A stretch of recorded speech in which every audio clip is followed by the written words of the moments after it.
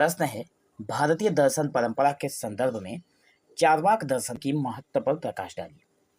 तो सबसे पहले हमें ये जानना है कि चार्वाक कौन है।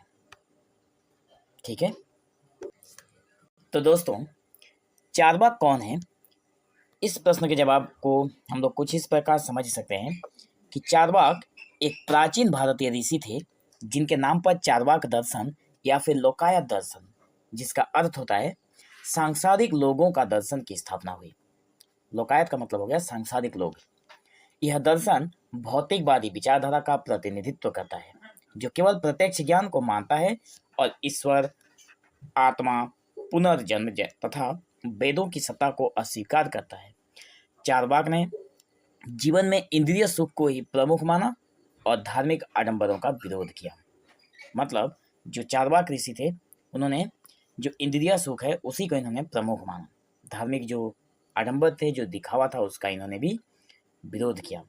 और इनका मतलब भौतिकवाद विचारधारा जो थी, जिसका प्रतिनिधित्व करता है इनका जो चार्वाक दर्शन है, उसमें प्रत्यक्ष ज्ञान को मानना, ईश्वर, आत्मा, पुनर्जन्म तथा वेदों की सत्ता को अस्वीकार करता है। मतलब ना ही ये ईश्वर को मानता है, ना ही आत्मा को मानता है, ना ही पुनर्जन्म को मानता है, ना ही किसी वेद को मानता है, सबको अस्वीकार करता है। मतलब एक प्रकार के नास्तिक बोल सकते हैं। तो भारतीय दर्शन की परंपरा बहुत बड़ी और विविध है। इसमें कुछ दर्शनों ने ईश्वर, आत्मा, वेद जैसी बातों को माना और कुछ ने इन बातों को नहीं माना। भारतीय दर्शन की अगर हम लोग बात करें तो इसकी जो परंपरा है बहुत बड़ी है, बहुत विविध तरह की है। ठीक है, तो भारत को विविधताओं का संगम कहा जाता है। ठीक है, तो इसमें बहुत सारे दर्शन आए जिसमें ईश्वर, आत्मा, वेद, बहुत सारे ऐसे मतलब दर्शन शास्त्र आए जिन्होंने इन सबको माना और कुछ ऐसे आए जिन्होंने इसको नहीं माना। तो जिन दर्शनों ने इन बातों को नहीं माना उन्हें नास्तिक दर्शन कहा जाता है। चार्वाक दर्शन ऐसा ही एक नास्तिक दर्शन है। इसने ईश्वर, आत्मा और वेदों को नहीं माना और केवल जो आंखों से देखी और जिसे दिखे और अनुभव में आए उसी को सच माना। भले ही उसे कई लोगों ने गलत समझा हो, लेकिन भारतीय सोच की दुनिया में इसका भी बहुत महत्व है।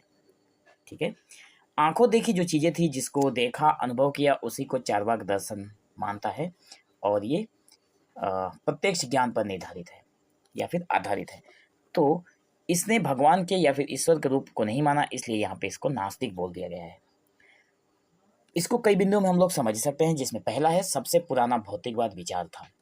चार्वाक दर्शन भारत में भौतिक चीजें कौन सी हैं, जैसे शरीर, धरती, पानी, अग्नि को ही सब कुछ मानने वाला सबसे पुराना विचार है।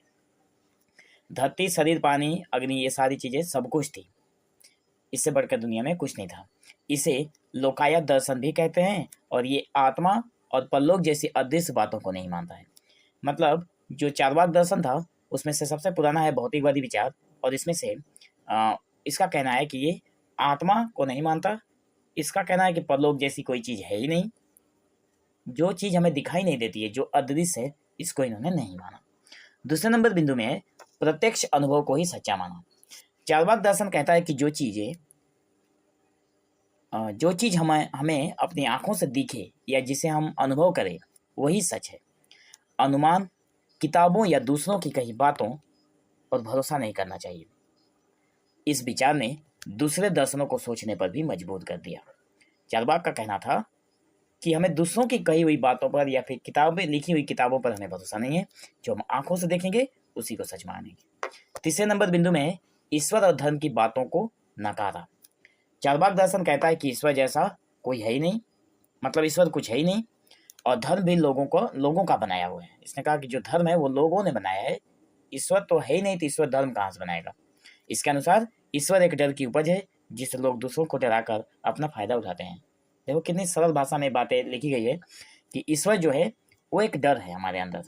चार्वाक का कहना है कि जो ईश्वर है हमारे अंदर एक डर है और जिससे हम लोगों को डराकर उसका फायदा उठाते हैं कि अगर तुम ये काम नहीं करोगे तो ईश्वर तुम्हारा भला बुरा करेगा।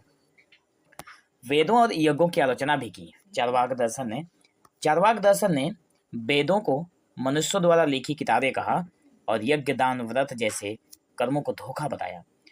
वो मानता था कि ये सब ऊंचे वर्ग के लोगों द्वारा आम जनता को मूर्ख बनाने के लिए बनाए गए हैं। वेद और यज्ञ को इन्होंने इसके ऊपर आलोचना किया और कहा कि ये तो लोगों द्वारा लिखे गए हैं, इसे तो वो भी लिख सकते थे। मतलब उनका कहने का मतलब वही है कि ये तो मैं भी लिख सकता हूँ। तो उन्होंने कहा कि ये जो चीज़ें बनाई गई है ये आम जनता को मूर्ख बनाने के लिए जो समाज में जाति में जो बड़े लोग थे, जो ऊंचे वर्ग के लोग थे, उन्हीं के द्वारा ये बनाया गया है ताकि आम जनता को मूर्ख बनाया जा सके। जीवन के सुख को सबसे जरूरी माना इन्होंने। इस दर्शन का नारा था, जब तक जियो सुख से जियो। वो कहता है कि सुख सहना और मोक्ष के बारे में सोचना बेकार है। इंद्रियों जैसे आंख, कान, स्वाद से मिलने वाला सुख ही असली सुख है। अगर आप इनका कहना था, अगर आप कुछ चीज़ों को खुद सोच कर देखेंगे, इस वीडियो को देखते हुए भी अगर आप सोच कर देख रहे हैं तो बहुत सारी चीज़ें सही कही गई है। जैसे कहा गया है कि जब तक जियो सुख से जियो। तो सुख से कैसे जिएंगे हम लोग? अगर हम लोग ये सोच रहे हैं कि मरने के बाद हमें मोक्ष मिल जाएगा तो हमें सुख की प्राप्ति हो जाएगी, शांति मिल जाएगी, लेकिन असलियत में आप जानते ही क्या है? अगर मैं ही बोलूं तो मैं जानता ही क्या हूं कि मरने के बाद सच में मोक्ष मिलता है या नहीं, ये किसको पता है? जिस इंसान को पता है वो आकर बता नहीं सकता, क्योंकि उसकी ऑलरेडी मृत्यु हो गई है। और जिसको नहीं पता उसको पता ही नहीं है, क्यों क्या बताए। ठीक है, तो जिसको ये सारी चीज़ें पता होती है वो बताने के लायक नहीं होता है। इसलिए इनका कहना था कि जो हमारी इंद्रियां हैं, आँख है, कान है, स्वाद है, इनसे मिलने वाला हमारा जो सुख है वही असली सुख है। आँख बंद होने के बाद इस दुनिया में कोई सुख है ही नहीं। सच्चाई और दुख को जैसा है वैसा ही मानो। मतलब चार्वाक ने कहा कि जो सच्चाई है वो सच्चाई है, जो दुख है वो दुख है, जैसा है वैसा ही मानना चाहिए। चार्वाक दर्शन मौत, बीमारी, दुख को झूठी उम्मीदों में ढांकता नहीं, बल्कि उसे वैसे ही स्वीकार करता है जैसा वो है। इससे यह एक सच्चा और यथार्थवादी दृष्टिकोण बन जाता है कि जो इन्होंने कही वो बात बिल्कुल यथार्थ है, बिल्कुल सत्य है कि जो हमारे शरीर की जो बीमारी है, जो हमारे अंदर दुख है और जो मौत है, ये बिल्कुल इसको किसी चीज़ से ढांकता नहीं है, बिल्कुल इसको प्रत्यक्ष रखता है। तो जो सच्चाई है और जो दुख है उसको वैसा ही माना जैसा जगत में विराजमान है। 7वें नंबर बिंदु में है, दूसरे दर्शनों को बेहतर बनने की चुनौती भी दी। चार्वाक दर्शन ने बाकी दर्शनों को अपने विचारों को और मजबूत करने के लिए मजबूर किया। चार्वाक दर्शन को जब पढ़ा गया तो जो और दर्शन थे, उनके जो लेखक थे, उनके विचारों को और बदलने पर मजबूर किया गया। चार्वाक दर्शन को पढ़ने के बाद जैसे न्याय, वेदांत, सांख्य आदि दर्शनों ने चार्वाक के विरोध में अपने सिद्धांतों को और साफ किया। ठीक है, आगे है सोचने की विविधता को बढ़ावा दिया। मतलब चार्वाक जैसे विचारों ने यह दिखाया कि हर बात को मान लेना जरूरी नहीं है। कहीं पे भी कुछ भी लिखा हो और उसे मैं मान लूं, ये बात चार्वाक का दर्शन नहीं मानता है।